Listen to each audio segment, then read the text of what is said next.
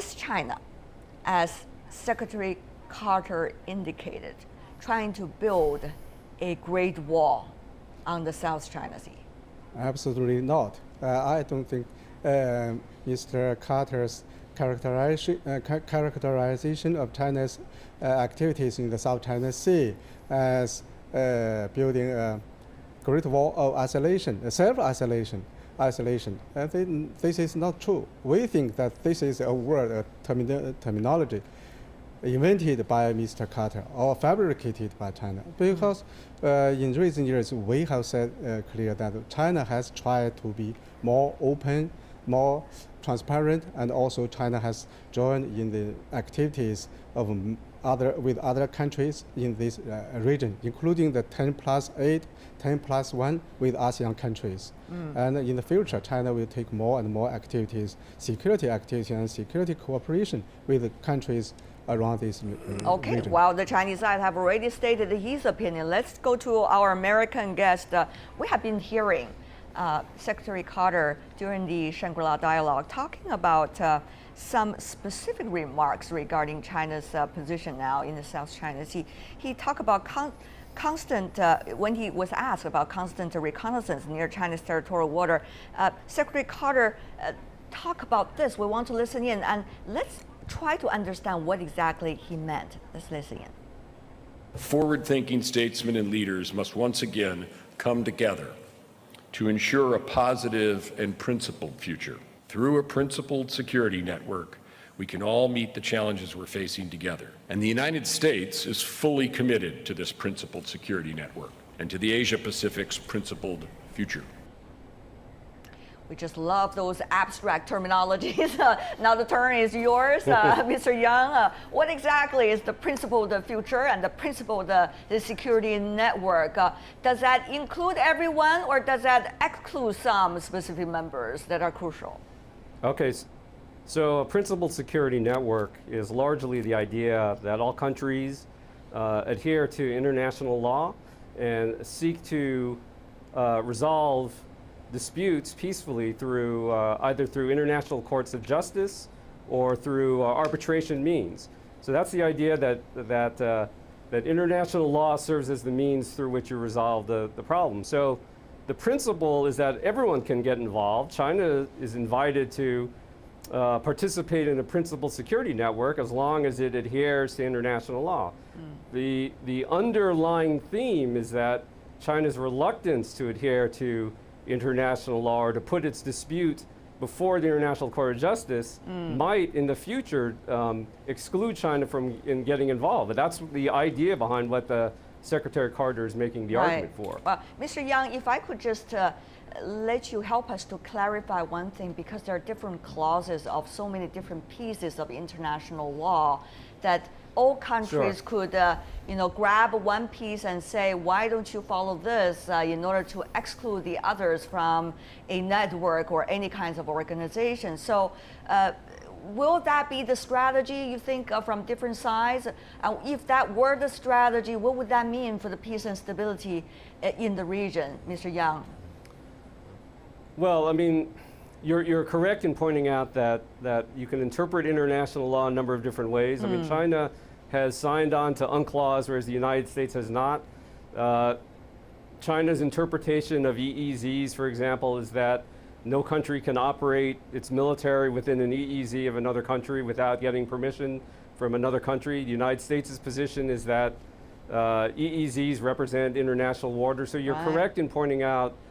You're correct in pointing out that international law can be interpreted widely, but I think largely most countries believe that outside of a nation's territorial waters, most countries believe that you can operate your militaries within another country's EEZ. China seems to have a different opinion on that. Okay. So absolutely agree that there are differences of opinion on interpretation. All right. It is absolutely an intellectual issue, even very interesting to dig into, even though we didn't have the time today to go through all of these details. But let me come back to you, Mr. Zhang.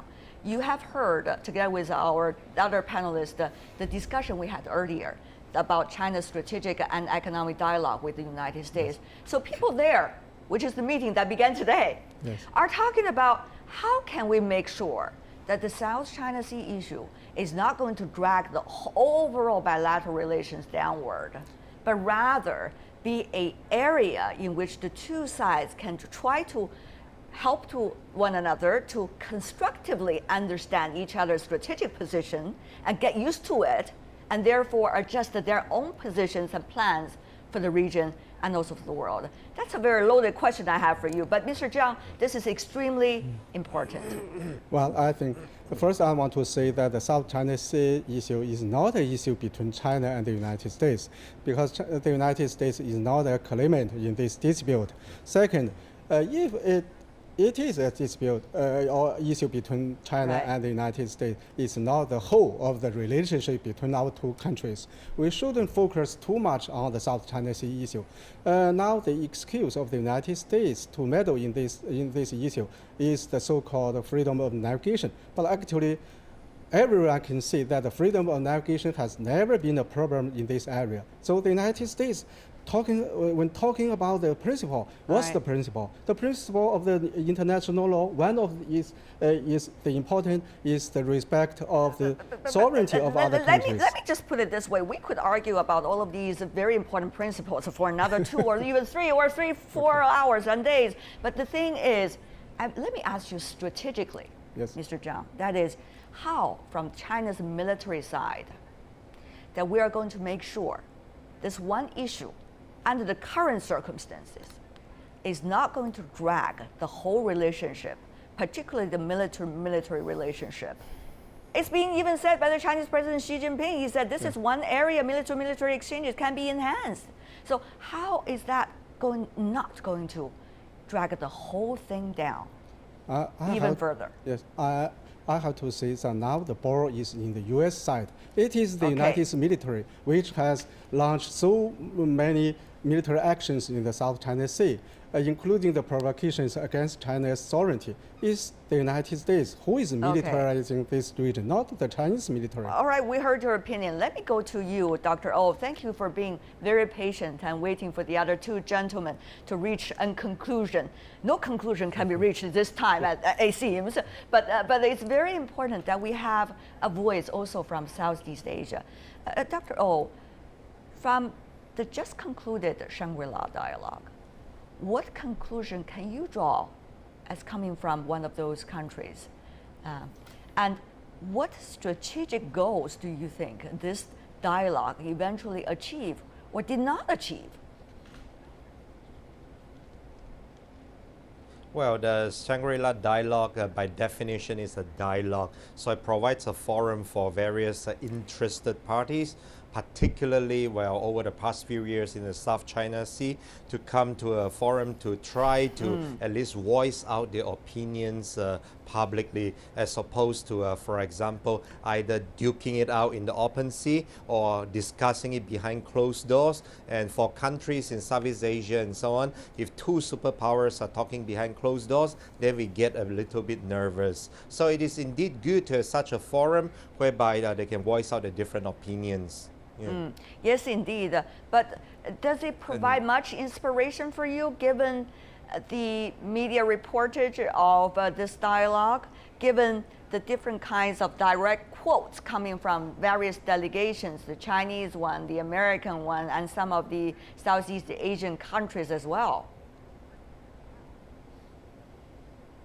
Well, obviously over the past few years, the Shangri-La Dialogue has been, as you said, dominated by the South China Sea issue, but it's not, at least for this year, overwhelmed by the South China Sea issue. There are various other issues, such as, for example, the issue about terrorism or counter-terrorism, which actually sees a lot of common views even among, for example, countries such as the United States and China. Well, as regards to South China Seas, I am actually a little bit underwhelmed overwhelmed this year because Secretary Carter did not, for example, as in the previous year, spell out in details what in the U.S. views China's egregious actions in South China Seas. He simply sort of glossed over, saying a series of disturbing actions by China in South China Seas. So I see that as an improvement that, for example, the invitation to China to be included in this so-called principled security network, I see that as an inclusion here. Well, of course, he didn't specifically explain as to China is being invited or whether all sides should work together towards something like that. Not really someone inviting other countries to join because it's not really belonging to anyone originally. But let me ask you, Mr. Zhang, what Mr. O said is extremely important. How to make sure all of the other extremely important issues are also being handled, not only during the Shangri-La Dialogue, but also during the day-to-day, meal-to-meal exchanges among all countries. That is extremely important. For example, about the DPRK issue, about anti-terrorism. There's a long list. Can we not, once again, come to you, let one issue be the obstacle for us to see all the significances of the other issues? No, actually we are cooperating with the United States and other countries on many security issues, including the issues on the Korean Peninsula and also the war, the struggle or the fight against terrorism and also piracy.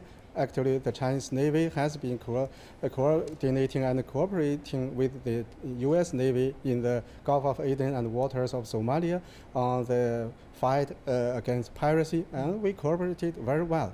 And also, I believe that the South China Sea issue is not the only issue that confronts all of us in this region.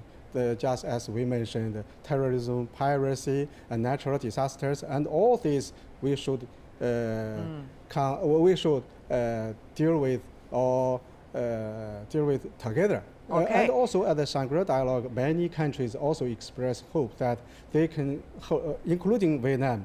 The Deputy Minister of National Defense of Vietnam also expressed hope that it will cooperate with China and other countries in maintaining peace and stability in this region. I think this is the majority's voice on this. We shouldn't focus our attention on the South China Sea issue.